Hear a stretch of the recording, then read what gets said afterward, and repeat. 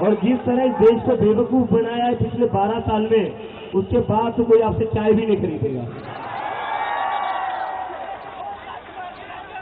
और उसके बगल में फिर होम मिनिस्टर का समोसे का ठेला लगाना पड़ेगा होम मिनिस्टर को। और दिल्ली पुलिस से मेरी रिक्वेस्ट है, जिस दिल्ली पुलिस ने बच्चों को बेरहमी से पीटा, लड़कियों को बेरहमी से पीटा, लड़कियों के कपड़े फाड़कर उन्हें पीटा, पूरी दुनिया में आपकी छू हो रही है, पूरी दुनिया में आपकी बदनामी हो रही है। फिर आप तो हो बदनामी के लायक, लेकिन आपकी वजह से इस देश की भी बदनामी हो रही है कि इस देश की कैसी पुलिस है। आपकी वजह से हमारे भारत देश का नाम बदनाम हो रहा है। तो सुधर जाइए, दिल्ली पुलिस वालों भी सुधर जाइए, अपने देश की बदनामी मत करिए। और हो क्या रहा है, ये बीजेपी वाले क्या कर रहे हैं, दिल्ली पुलिस क्या कर रही है, चारों तरफ पत्थरों से भरे ट्रक लाकर खड़ी कर रही है। बीजेपी वाले अपने गुंडे भिजवाकर वही पत्थर दिल्ली पुलिस वालों पर फिकवा रही है। तो बीजेपी वाले पुलिस को पीट रही है, पुलिस हमें पीट रही है। तो पुलिस वालों, आप लोग भी थोड़ा दिमाग लगाओ। हम लोग तो आपकी इज्जत करते हैं, आपको तो पीट रहे हैं, भाजपा के गुंडे ही आपको पीट रहे हैं। जिन लोगों से आप ऑर्डर ले रहे हो, जिन लोगों के ऑर्डर पर अपने 12-12 साल की लड़कियों का सर फोड़ा, वही लोग आपको भी पिटवा रहे हैं। तो अभी भी वक्त है, आप भी हमारी साइड में आ जाइए, आप भी हमारी साइड में आ जाइए। क्योंकि आपकी जो पेमेंट आती है हर महीने, वो पीएम केयर फंड से नहीं आती है, वो अडानी के ऑफिस से नहीं आती, वो हमारे टैक्स के पैसे से आती है। और आप किसी एक पार्टी की पुलिस नहीं हो, आप इस देश की पुलिस हो, आप किसी एक पार्टी की पुलिस नहीं हो। अगर आपको एक पार्टी की पुलिस बननी है तो जो खाकी वर्दी है, उस खाकी वर्दी को निकाल दीजिए, बीजेपी हेडक्वार्टर के सामने चले जाइए और वहां चिल्लाइए, मैं भी चौकीदार। खाकी वर्दी को बदनाम मत करिए, उस वर्दी की कोई इज्जत है। आपकी करतूतों के कारण, आपकी ब्रूटैलिटी के कारण, भाई थोड़ी देर पहले बढ़ा देते यार, ध्यान नहीं है यार बोलने में। तो आपकी ब्रूटैलिटी के कारण उस वर्दी पर दाग लग रहा है। मतलब मुझे तो ये समझ में आता है, जिन दिल्ली के पुलिस वालों ने 12-12 साल की लड़कियों के सर फोड़े, वो घर जाकर अपने बच्चों को क्या कहते होंगे। घर जाकर उनके बच्चों को लगता होगा पापा आज ड्यूटी से आए, पापा ने चोरों को पकड़ा होगा, पापा ने क्रिमिनल्स को पकड़ा होगा, पापा ने गुंडों को पकड़ा होगा। लेकिन पापा क्या करके आए, पापा 12 साल की बच्ची का सर फोड़ कर आए। पापा क्या करके आए, पापा क्या करके आए, पापा लड़कियों के कपड़े फाड़ कर उनको पीट रहे थे। पुलिस वालों के बच्चों को लगता होगा कि पापा तो हमारे हीरो है, लेकिन पापा ने जो 20 जुलाई को काम किया ना, वो गुंडों वाला काम है, वो हीरो वाला काम नहीं है। I am very sorry to say this. नहीं, पापा बिके हुए नहीं है, पापा की मजबूरी है, पापा की मजबूरी है। जो ऊपर से ऑर्डर आता है, वो कैरी करना पड़ता है। लेकिन भले ही आपके ऊपर से जो भी ऑर्डर आए, कहीं ना कहीं आपको भी तो आपकी अंतरात्मा की सुननी पड़ेगी। कैसे आपका मन मान जाता है, कैसे आपका मन राजी हो जाता है 12 साल की लड़की का सर फोड़ने के लिए, कैसे आप तैयार हो जाते हो लड़कियों के कपड़े फाड़ने के लिए, कैसे। कहीं ना कहीं तो आपको भी सोचना चाहिए ना, ये ऑर्डर सही है या नहीं है। अगर आप में ये सोचने की भी एबिलिटी नहीं है कि ये ऑर्डर सही है या नहीं है, तो फिर इतनी पढ़ाई का क्या फायदा, जो पढ़ाई करके आप पुलिस में भर्ती हुए हो। आईटी सेल में ही चले जाते, बीजेपी में ही चले जाते, क्योंकि बिना पढ़ाई तो वहीं पर प्रमोशन ज्यादा होते हैं।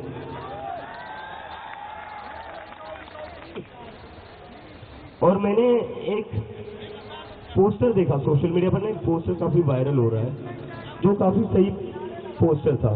वो पोस्टर क्या था, वो पोस्टर था बीजेपी वालों के लिए कि स्टूडेंट्स से इसलिए पेड़ दिया, अगर रेपिस्ट होते तो एमएलए या एमपी बना देते।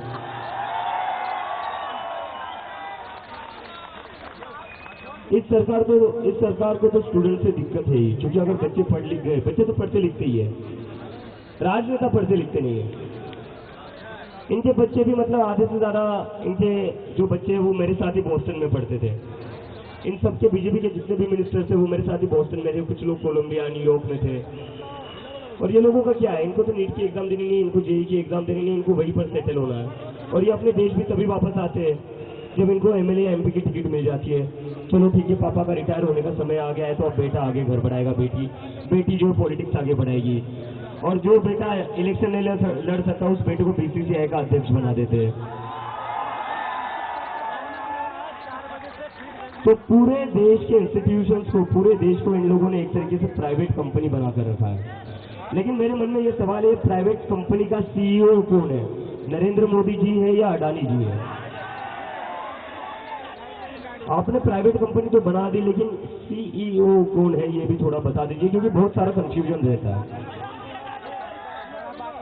क्योंकि सारे टेंडर, सारे कॉन्ट्रैक्ट तो किसको मिलते हैं? किसको मिलते हैं? अब मोदी जी इतने सेल्फलेस तो हो नहीं सकते कि वो खुद का घाटा करके अदानी जी को सारे कॉन्ट्रैक्ट दे दे। देखिए मोदी जी, मैं यही कह रहा हूं आपको, धर्मेंद्र प्रधान का इस्तीफा ले लीजिए, वरना बहुत आगे जाएगी बात। फिर बात धर्मेंद्र प्रधान तक नहीं रहेंगी, आपके सारे काले चिट्ठे निकाले जाएंगे। किस तरह से आपने इस देश के जंगलों को बेचा है, देश के एयरपोर्ट को बेचा है और एक इंसान को दे दिया। इस देश की जनता गरीब से गरीब होते जा रही है और एक इंसान है, बस एक ही इंसान है जो अमीर होते जा रहा है, बाकी पूरी जनता गरीब होते जा रही है।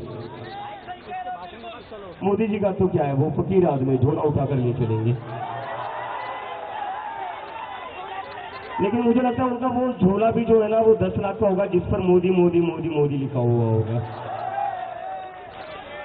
डिजाइनर झोला होगा, वो डिजाइनर झोला होगा। तो मोदी जी, मेरी आपसे फिर से रिक्वेस्ट है, धर्मेंद्र प्रधान का इस्तीफा ले लीजिए, वरना बात सिर्फ धर्मेंद्र प्रधान के इस्तीफे की नहीं रहेगी, बात आपके इस्तीफे पर भी आ जाएगी। और वो आएगी, जैसी आपकी हरकतें आएगी, वो इतना तो मैं आप लोगों को कहना चाहता हूं, आएगी बात। स्टूडेंट की सुन लीजिए, एक इनकॉम्पिटेंट, एक फेल्ड मिनिस्टर इस देश के करोड़ों स्टूडेंट से ज्यादा इंपॉर्टेंट नहीं हो सकता।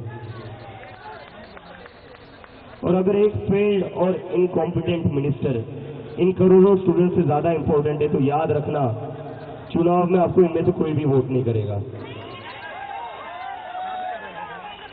और ये बात बस स्टूडेंट की नहीं है, एक स्टूडेंट पर लाठी चलाओगे ना तो समझ लो उसके घर के 4 वोट कम होंगे।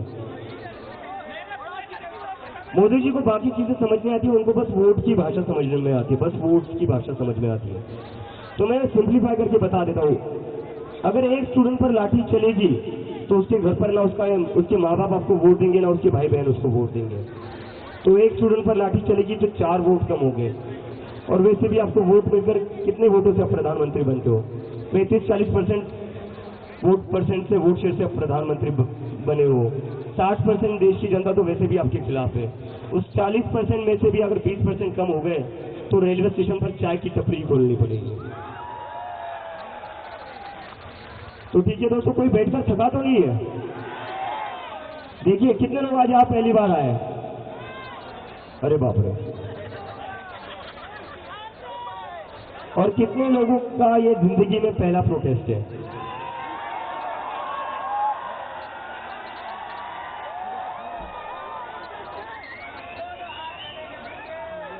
This is really nice, this is really nice.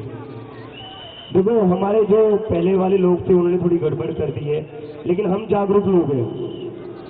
मैं देख रहा हूं कैसे एक तरफ से दिल्ली पुलिस क्रूएल्टी करती है, ब्रूटैलिटी करती है, और उसके बदले में हम इस सरकार का मजाक उड़ा रहे हैं। यही करना है हमें अपनी तरफ से हाथ में उठाना है। हम पीसफुल लोग हैं, है या नहीं है? हम महात्मा गांधी के रास्ते पर चलने वाले लोग हैं, है या नहीं है? हम हिंसक लोग नहीं, हम गुंडे नहीं है। गुंडे कौन है? गुंडे बीजेपी वाले हैं। हम लोग यहाँ शांति से बैठे रहेंगे। और किसी को अगर लग रहा होगा कि हम कब तक बैठेंगे और यहाँ पर बैठे रहकर करना क्या है यार, ऐसे थोड़ी ना बैठे रहेंगे। जब भी आपके मन में ये सवाल आए तो ये बात जरूर याद रखना, मैं यहाँ पर 34 दिनों से बैठा हूँ। ये जो हमारी पूरी टीम है यहाँ पर 34 दिनों से बैठी हुई है। तो अगर 1 या 2 दिन आपको यहाँ बैठकर लग रहा होगा कि यार यहाँ पर बस बैठे हुए हैं, कुछ हो नहीं रहा है, अगर हम ये सोचते कि यहाँ बैठकर कुछ होगा नहीं, बस बैठे रहने में क्या पॉइंट है, तो आज इतने सारे लोग यहाँ आते नहीं, आज देश भर में आंदोलन नहीं होता। पीस और नॉन वायलेंस में बड़ी ताकत है, बड़ी ताकत है। देर लगता है, पीस और नॉन वायलेंस से देर लगती है, शॉर्टकट नहीं है वो, शॉर्टकट नहीं, इट्स हार्ड वर्क। तो पेशेंस और रिजिलियंस बहुत ज्यादा जरूरी है। लेकिन मैं अगर कहता हूँ आपको, मैं ये गारंटी से कहता हूँ, अगर हम ऐसे पीसफुली और नॉन वायलेंस के थ्रू यहाँ बैठे रहना, जीत हमारी होगी और धर्मेंद्र प्रधान का इस्तीफा लेकर यहाँ जाए, यहाँ से जाए।